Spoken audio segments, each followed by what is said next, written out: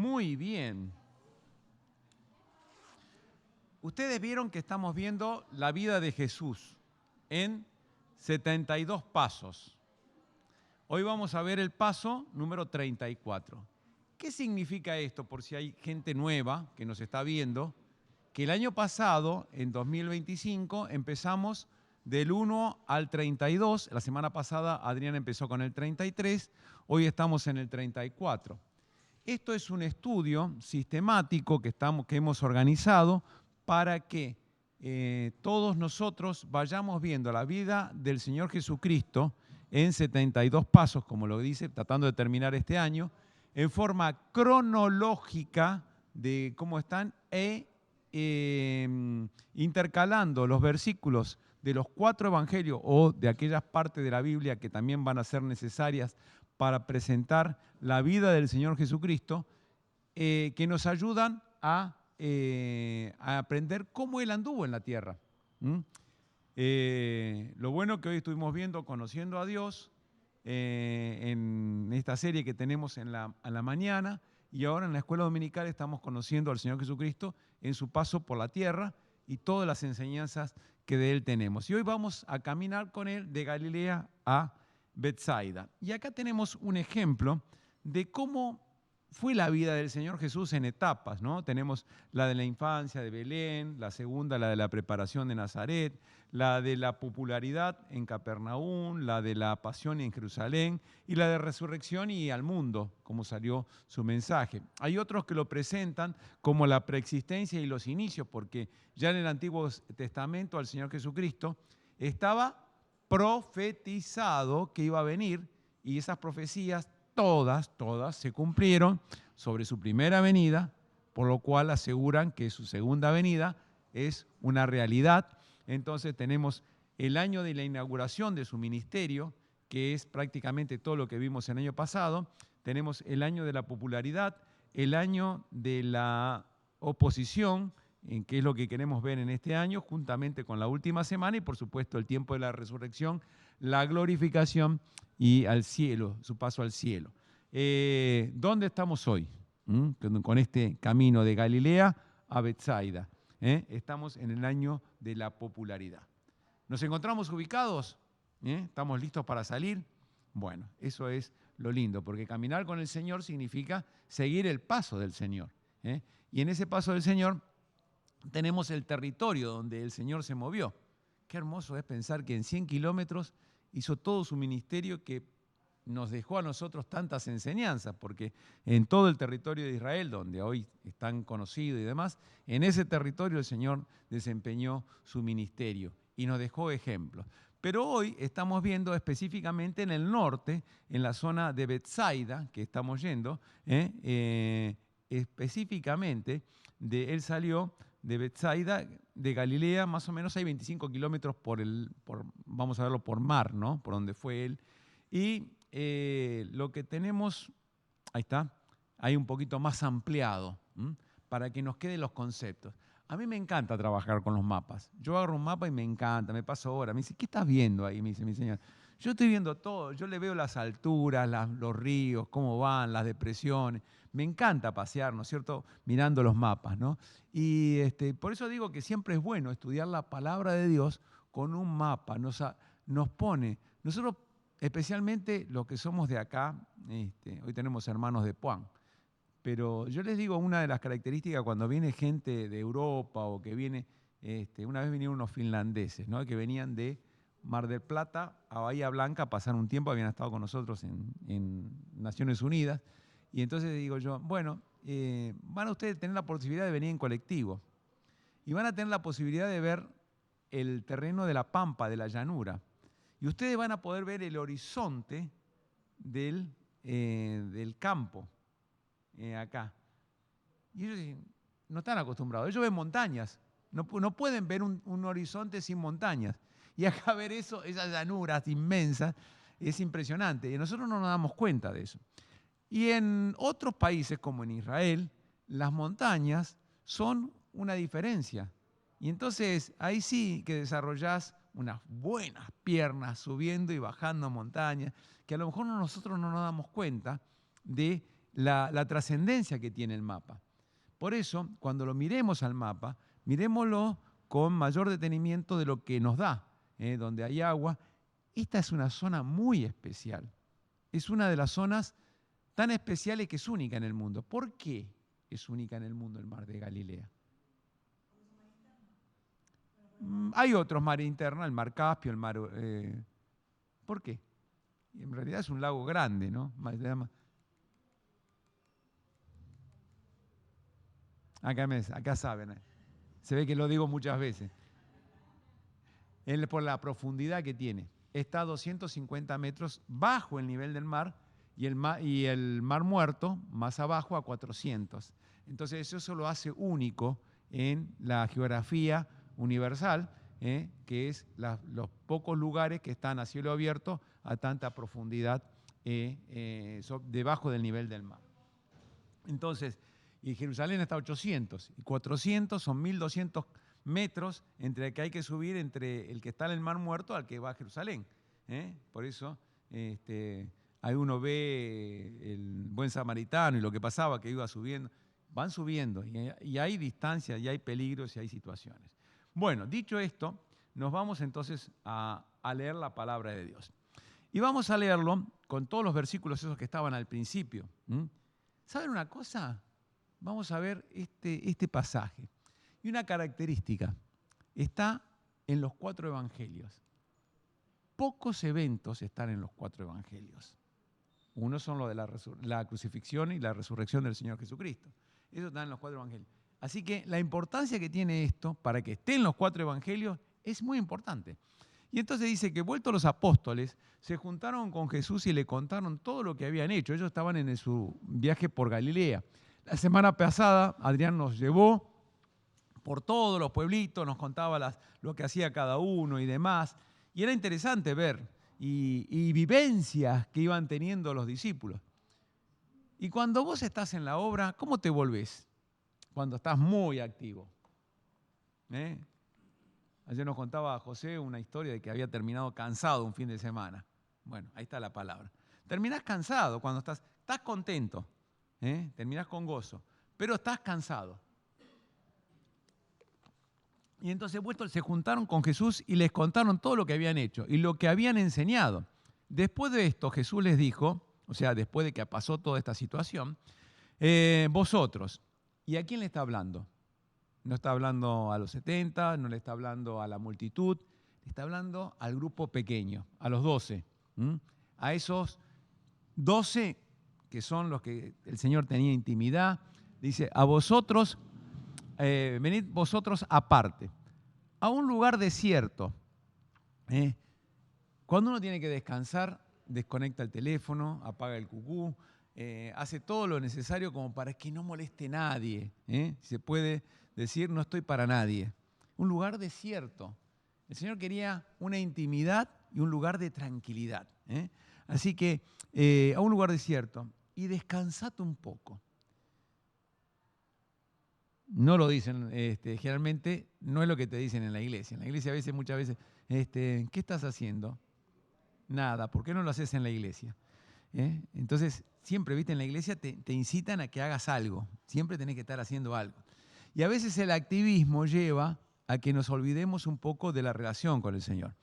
Entonces, el descansar es poner en pausa un poco nuestra situación. Algunos se lo toman demasiado en pausa, ¿no? Pero nosotros estamos viendo de que hay que estar también con la mente descansada, volver al espacio, al silencio, a la comunión con el Señor, a un espacio especial de intimidad. Venid vosotros a un lugar desierto y descansad un poco, porque eran muchos los que iban y venían, de manera que ni aún tenían tiempo para comer. Te pasa eso, no tenés tiempo. Comé de parado. Y tomándose, se retiró aparte, se fueron a un lugar desierto, aparte, vamos aparte. Al otro lado del mar de Galilea. Nos vamos a ir del otro lado, para que ahí menos nos encuentren todavía. Así que, ¿en qué nos vamos a ir? Vamos a irnos del otro lado del mar de Galilea. El mar de Galilea significaba irnos ahora como viene ahora, en la barca, ¿no?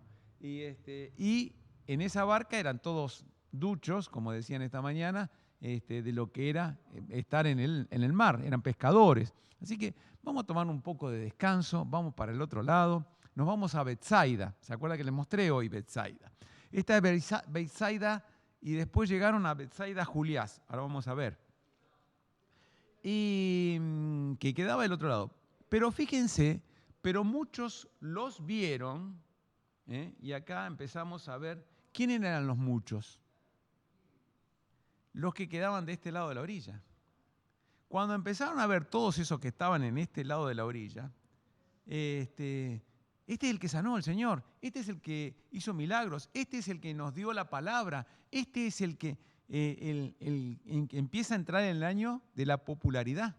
Entonces el Señor empieza a tomar un contacto que se hace famoso y no había redes en aquel momento, más que la de los pescadores, la única red que había.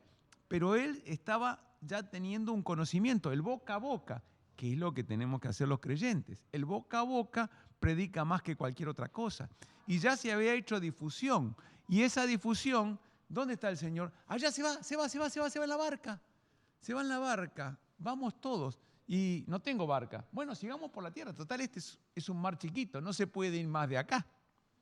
Así que vamos a ir corriendo, vamos mirando, vamos corriendo. Y los jóvenes, como siempre, van más adelante. Y se va creando un escenario, una obra de teatro, vamos a ver acá. Se va creando todos los condimentos para ver una obra de teatro. ¿Por qué? Pero muchos de los que lo vieron ir y le seguían gran multitud porque veían las señales. ¿Cuáles eran las? ¿Qué significaban señales? Los habíamos visto el año pasado. Las demostraciones de qué? Poder. Les voy a decir algo. Esta clase es una clase. Ustedes participan, vuelvan, me dan señales de vida de cada 2 por 3. ¿Qué significa que era una señal? ¿Qué era una señal? Pero por supuesto, y el Señor quería manifestar esas manifestaciones de Él para decirle, ¿vieron qué grande que soy? ¿Vieron cuánto poder? ¿Vieron? ¿Para qué las manifestaciones de las señales? Que Él venía. Eso, las señales del Señor eran para manifestar que era el Hijo de Dios.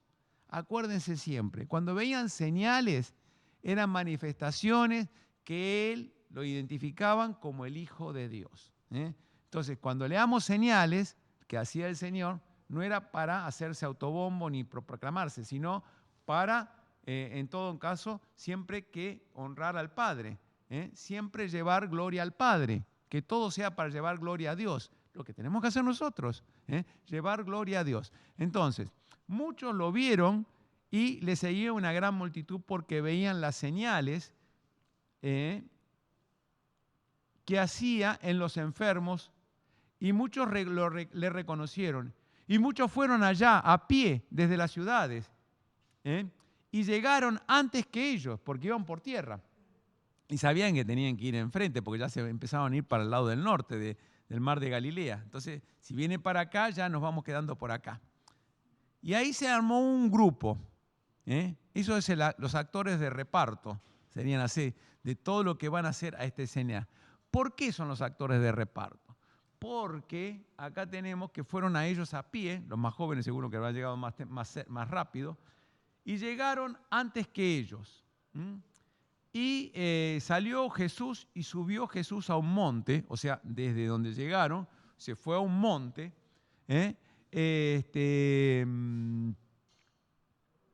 sentó allí y se sentó allí con los discípulos. Y estaba cerca la Pascua, la fiesta de los judíos.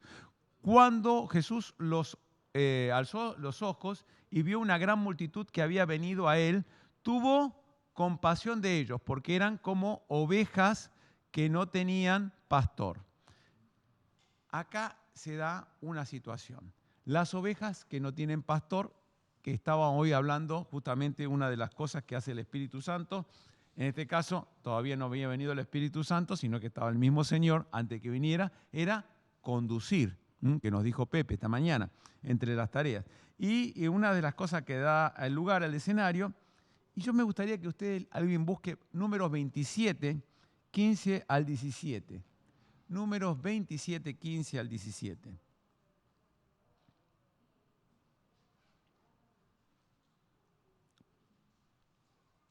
Antiguo Testamento, Pentateuco, 15, 27. Perdón, 27, 15, 17. 27, 15, 17. ¿Qué dice? Entonces Moisés le dijo al Señor, oh Señor, tú eres el Dios que da aliento a todas las criaturas. Por favor, nombra un nuevo hombre como líder de la comunidad. Dales a alguien que los guíe donde quiera que vayan y que los conduzca en batalla, para que la comunidad del Señor no ande como ovejas sin pastor. ¡Apa! Esa palabra estaba antes, como oveja sin pastor. Ya venía desde la antigüedad. Hay 4 citas más que están diciendo como oveja sin pastor en el Antiguo Testamento. Y entonces era una imagen, ¿qué cosa? Conocida para ellos y tenía relación con la falta de dirección del pueblo. Y entonces acá el Señor, cuando lo ve y dice, andan como ovejas sin pastor. ¿Qué vino a hacer el Señor? Enseguida, Él lo recibió y comenzó a ¿qué cosa? Bueno, qué bien, vamos a hacer milagros, vamos a hacer señales, a enseñarles. Y eso es lo bueno. La palabra viene primero. La palabra viene a hablarles al corazón. Ellos sabían que había hecho señales, pero ahora había que escuchar la palabra, porque entre todo el mensaje que hay primero ¿qué cosa? Que enseñanzas que van a ayudarnos a nosotros a que tengamos el ser pastoreados, ¿por quién? Por la palabra. Y hoy estábamos hablando, ¿cómo va nuestra relación con la palabra? ¿Cómo somos pastoreados por la palabra? ¿Cómo nos alimentamos de la palabra? ¿Cómo nos conduce la palabra y el ejemplo y lo que dice la palabra de Dios para nuestras vidas? Entonces ahí vamos a tener dirección y esa dirección nos va a ayudar a no errar. Entonces el Señor les estaba enseñando que primero lo recibió y comenzó a enseñarles muchas cosas. ¿De dónde? No hablaba de sí, hablaba del reino de Dios. Y esto es importante. El tema central en una conversación, cuando vamos a hablar espiritualmente, no son de las cosas de cómo nos va a nosotros, sino dónde está la solución. Y la solución está en la palabra de Dios, en el reino de Dios. No nos vayamos nosotros, sí, tenés razón, y vamos con el clima depresivo que tenemos, pero para ser dulce, ¿no? De todas las cosas que hay que andan mal. Pero la que puede solucionar es la palabra de Dios. Y nosotros la tenemos. Y puede salir de nuestra boca justamente esa palabra que va a ayudar. Entonces, del reino de Dios y sanaba, o sea, no solamente enseñaba y hacía, como dice Hechos 1:1, y sanaba a los que necesitaban ser curados. Era un espectáculo, una fiesta, en todo ese lugar. Y entonces, cuando ya era muy avanzada la hora y anochecía, los 12 discípulos se acercaron y le dijeron, Señor, el lugar es desierto y la hora ya pasada. Despide la multitud para que vayan a los campos y aldeas, o sea, lo que hay alrededor, y compren pan y se alojen y encuentren alimentos, porque pues no tienen qué comer. Y acá es donde empieza a aparecer la respuesta del Señor. Entonces, ¿se acuerdan que les dije un escenario? Unos actores. Empiezan a aparecer los discípulos, empiezan a aparecer actores, más actores. Jesús respondiendo le dijo, no tiene necesidad de irse. Jesús le dijo, dadle vosotros de comer. Y dijo a Felipe, ¿de dónde compraremos pan para que coman estos? Pero esto lo decía para probarles, porque él sabía lo que había de hacer. Felipe le respondió que vayamos y compremos pan por 200 denarios y les demos de comer, 200 denarios de pan no bastarían para que cada uno de ellos tomase un poco, les dijo. Entonces acá tenemos lo primero, tenemos a un Felipe que mira y ve la situación, calcula. Ya dijimos que los mande a las aldeas. Ya le dijimos que no hay nada de comer. Ya le dijimos que esta cantidad, que son aproximadamente 8 meses de sueldo de un trabajador, porque un denario era el trabajo diario, 200 denarios, tampoco alcanzaría para la cantidad que se estimaba para darle de comer a toda esta gente. ¿Cómo seguimos? Entonces, él les dijo, ¿cuántos panes tenéis? Y acá el pan era un rollizo, un pan, una cosa como una torta, que era lo que se comía. Tenéis.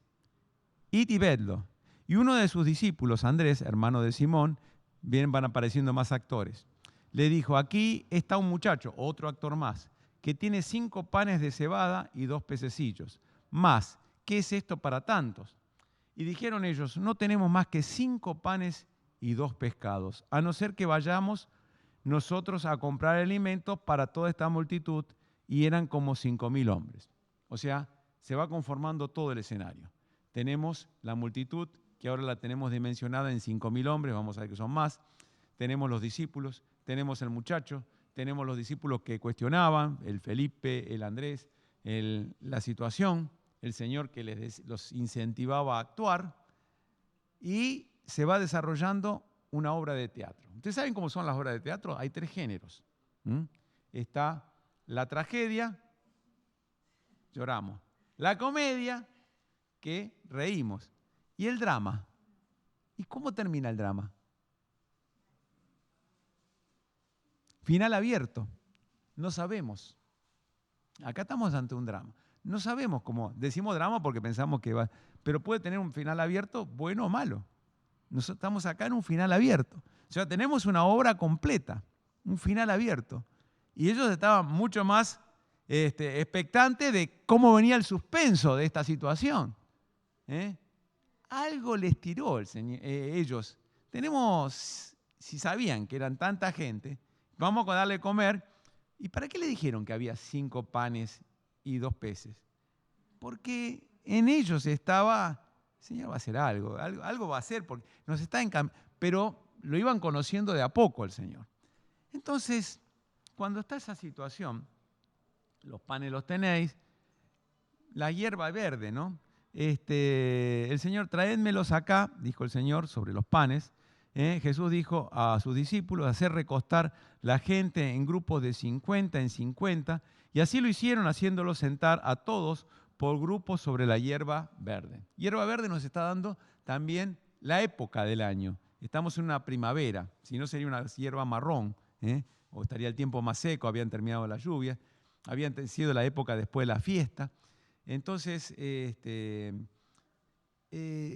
una situación, un lugar cómodo, agradable, y los hizo sentar. Yo me acuerdo cuando fui a la primaria, me acuerdo que estaba el segundo recreo, creo que era un recreo más largo, porque pasaba un carrito que nos daba el mate y el pan y el bocadillo, el bollo, no sé, entonces ya nosotros nos acomodábamos solitos en 2 filas como para dejar el canasto que pasara, el carrito que pasara en el medio, ¿no? Creo que nos vieron como, decimos, ahí social, y ahí viene la imagen de la iglesia. Ya se van acomodando y ya saben cuál es la torta rica y demás. Yo creo que también ellos, cuando dijeron acomódense, acá viene de comida, dijeron la gente. Enseguida se acomodaron, y era la forma en que se distribuía. Es muy lindo ver que el pueblo de Israel conservaba las costumbres en sus tradiciones del orden que mantuvieron o que se les enseñó después de marchar 40 años, de cómo tenían que organizarse. Era un pueblo organizado, que vivía, a pesar de todos los líos, espiritualmente no, pero organizados en muchas cosas estaban. Organizados para cómo marchar, cómo acampar, cómo saber cuándo era la hora de comer, cómo distribuirse. Entonces, eso también influía. Cuando se les dijo cómo hacerlo, enseguida se armaron los grupos y se recostaron por grupos. de 100 en 100 y de 50 en 50. Eran como semicírculos. Y yo creo que esto ya estaría un poco, no sé cómo habrán escuchado el mensaje cuando les estaba hablando anteriormente, pero me imagino que algo el Señor, como buen orador, y no tenía el equipo de sonido que tenemos nosotros, tan bueno, pero él tenía el poder del Espíritu Santo y el poder de Dios. Hablaba en los lugares y sabía hacer llegar con su mensaje a todos los que estaban ahí en la enseñanza. Y ya los tendría medio acomodados, pero el acomodamiento vino cuando los hizo sentar de esta manera, ¿no? Y había un orden. Y había mucha hierba en aquel lugar, y tomando los 5 panes y los 2 pescados, levantando los ojos al cielo, y habiendo dado gracias, partió los panes y dio a sus discípulos, y los discípulos a los que estaban recostados, y repartió los 2 peces entre todos. Primera cosa, cuando los sentó, el Señor estaría en la parte más alta, donde había hablado, pero todos estaban viendo lo que estaba haciendo. Y Él no estaba mirándolos a ellos. Miró al cielo, alzando los ojos al cielo. El poder venía del cielo, de lo alto. Y en la actitud gestual del Señor le estaba enseñando. Le estaba enseñando. Qué poco miramos al cielo, ¿no? No solamente levantando acá me molestan las luces, o mirando en casa, te van a decir que falta pintura al techo. Espiritualmente, para cada tema que resolvemos, alzamos los ojos al cielo. Primer punto. Él alzó los ojos al cielo y ahí empieza a partir el pan y a partir el pez. Y empieza a dar. Hay algo interesante. Estamos en el Evangelio de Juan también, donde está esta enseñanza. Ya en el capítulo 2 había multiplicado el vino. Ahora estaba multiplicando el pan, símbolo de la cena. Pero también estaba dando muestras del poder del Señor. ¿Qué poder había en Él? Un poder generativo, que ese pan que salía, y no lo quiero describir mucho a las 12 del mediodía, un pan calentito, hermoso, con una fragancia, con una calidad única. Me imagino, porque el que llegaba al campo, si se llevaba algo, lo tenía ya frío, o de unos días, se puede decir. Pero él lo tenía fresco, salió eso en ese momento. Y entre todos, y repartía, ¿no es cierto? Y comieron todos. Eso es lo más lindo de todo. Generalmente cuando se hace una reunión dice, ¿alcanzará para todos? Ayer me estaban contando los hermanos que tuvieron la actividad de exploradores. Esperaron 20 y pico de chicos. Traigamos 30 presentes. Vinieron 40.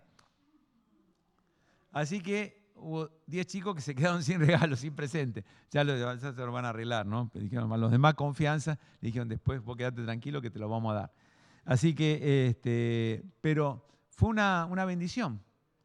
Y el que cuando se hace una reunión social, muchas veces estamos todos cortando clavos. Bueno, ¿alcanzará, no alcanzará? Y bueno, y cuando se acaba la comida. Acá comieron todos. Y se saciaron, eso es lo más interesante. Y cuando se hubieron saciado, dijo a sus discípulos, recoged los pedazos que sobraron para que no se pierda nada. Recogieron pues y llenaron 12 cestas llenas de pedazos. Las cestas eran como unos platos grandes de mimbre, que eran lo mismo con que habían repartido. Eso era común, era parte, vamos a hacer un picnic, alguien lleva la guitarra, y otro va a llevar un tupper, y otro va a llevar un... Bueno, cuando salían al campo llevaban el canasto, eso, porque algo iban a recoger o algo iban a juntar fruta, tenían, digamos, como un elemento de circunstancia permanente con ellos para salir al picnic, salir al campo, porque sabían que los podían, una manta también, o sea, aquellas cosas que son necesarias. Y en esas cestas, que de los 5 panes de cebada sobraron, a los que habían comido, y los que comieron fueron como 5.000 hombres. Acá estamos, 12 cestas llenas, 5.000 hombres. ¿Por qué? porque generalmente se separaban a los hombres de las mujeres y los niños, como en el Titanic, las mujeres y los niños primero por acá y los hombres por otro lado. En este caso los hombres estaban 5.000, o sea que se calcula que habrán sido 20.000 personas, por los que estaban también reunidos en el otro lado. Y estos son los que se marcaban o que se diferenciaban, ¿no? Sin contar las mujeres y los niños. Aquellos hombres entonces, viendo la señal, ¿para qué eran las señales? Muy bien, señorita.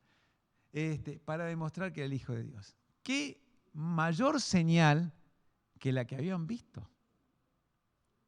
Esto eran 20.000 personas contando. Yo la vi, yo estuve ahí. Ser testigos de ese evento. Vos no sabés lo que era. Él mirando al cielo y cortando pan y sacando pan. Yo lo vi.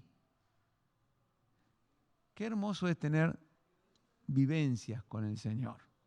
Yo la vi. Yo tuve una experiencia con el Señor. ¿Cómo se puede tener experiencia con el Señor? Estando con el Señor. Eso es lo primero. Y qué hermoso es tener experiencias y verlas.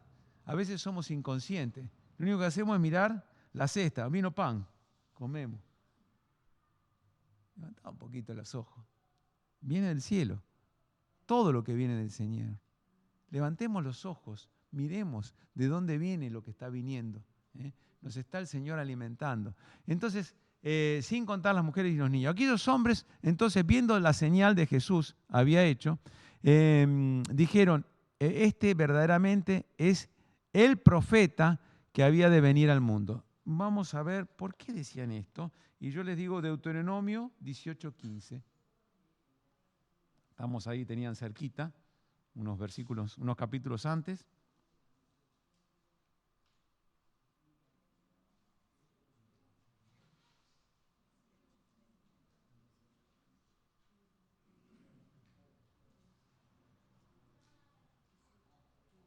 (18:15). Dale, a ver quién lee. Vamos, dale, lee, Fer.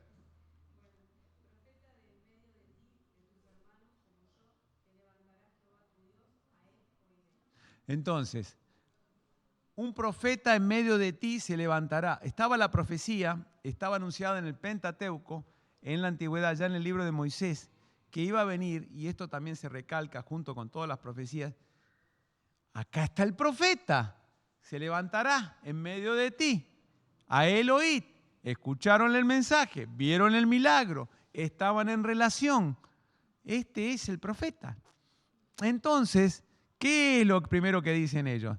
Este es nuestro profeta. Aquellos hombres entonces, viendo la señal de que Jesús había hecho, dijeron, este verdaderamente es el profeta que había de venir al mundo. Pero entendiendo Jesús que iban a venir para apoderarse de él y hacerle rey, entonces apoderarse de él y hacerle rey, ¿iba a los propósitos que quería el Señor? Muy bien. No iba a los propósitos que él quería el Señor. El Señor venía para mostrar el reino de Dios, no el reino humano. Y ellos estaban atendiendo sus necesidades humanas, no espirituales. Y eso lleva a que nosotros miremos qué es nuestra relación. Miramos los bienes del Señor únicamente, que dijimos que agradecemos, y estamos acá ¿por qué? Por conveniencia, por fidelidad, por amor al Rey. Esto es un chequeo. Lo que hicieron aquellos hombres era natural. Nos identifican plenamente. Nosotros nos identificamos con ellos. Acá está la solución para nuestras vidas. Muchos toman a la religión o al Señor Jesucristo, o ser cristianos, como una solución, un seguro de vida, por las dudas. Mejor creer un poquito, ¿viste? Sí, soy cristiano y tengo una relación con el Señor porque la eternidad es larga y esto es un compromiso de fe. Como hoy decíamos, había que creer primero. Y una vez que crees en el Señor Jesucristo como nuestro Salvador personal, por eso si hay alguien que no lo entendió, o que no lo crea, o que nos está escuchando, nos está viendo, tiene que tomar una decisión personal de conocer al Señor. Hoy estoy de cumpleaños, le quería decir, porque hoy hace 63 años acepté al Señor Jesucristo como mi Salvador. Y lo quería decir en un momento, así que tenía 7 años, está bien, sí, conocí al Señor y el Señor fue bueno para con nosotros, para conmigo y para con nosotros, y lo veo y lo sigo testificando. Es mi Salvador. Y eso es lo que quiero compartir. No es solamente el Rey humano, sino es el Rey eterno. Y eso es lo que queríamos buscarlo. Entonces el Señor vio la situación y ¿qué dijo? Bueno, enseguida a sus discípulos, entrad en la barca e ir delante de él. Los mandó adelante. Váyanse, yo me encargo de la situación. ¿Y a dónde se fue? Váyanse a Betsaida, en la otra ribera, entre tanto que él despedía a la multitud. Perdón, no me quedó claro. ¿Dónde estaba el Señor? Al principio. ¿Dónde estaba? Yo dije, de Galilea. ¿Y ahora dónde los manda a los discípulos? ¡Epa! Hay que leer con atención. Por eso esto es lo que nos estamos diciendo. Betsaida, este me la está complicando. Veníamos bien. Ahora, ¿por qué? Vamos al mapa de vuelta. Claro, en la otra ribera. Y le dijo, Betsaida Julias está al norte, que es un campo grande, que es el lugar donde probablemente haya sido el lugar de la alimentación, allá arriba. Y a la otra ribera abajo es el lugar del puerto, una ciudad chiquita, una población, donde habrá quedado la barca, porque la barca no la llevaron hasta el campo, hasta arriba, sino la dejaron ahí, váyanse a la barca y de ahí viene otra cosa que vamos a ver el domingo que viene, muy interesante, que es otro de los milagros del Señor, pero le dijo, váyanse, salgan, zarpen, que yo los alcanzo. Y se escucharon el término, bien marino, zarpen. Ahí quedó estampado como para que le vamos creando vocabulario naval. Y ahí se fueron. Y el Señor se quedó con la multitud. Y despedía a la multitud. Tenía que despedir a la multitud. Conclusiones o reflexiones. ¿Consideramos nuestro descanso como una prioridad ante las exigencias del servicio? Hermano, ¿pensaste? Los hermanos que están de Puan, en su día de descanso, ¿no? En la semana. Pero no es que vienen acá en Bahía Blanca. Se vinieron de Puan hoy para estar con nosotros.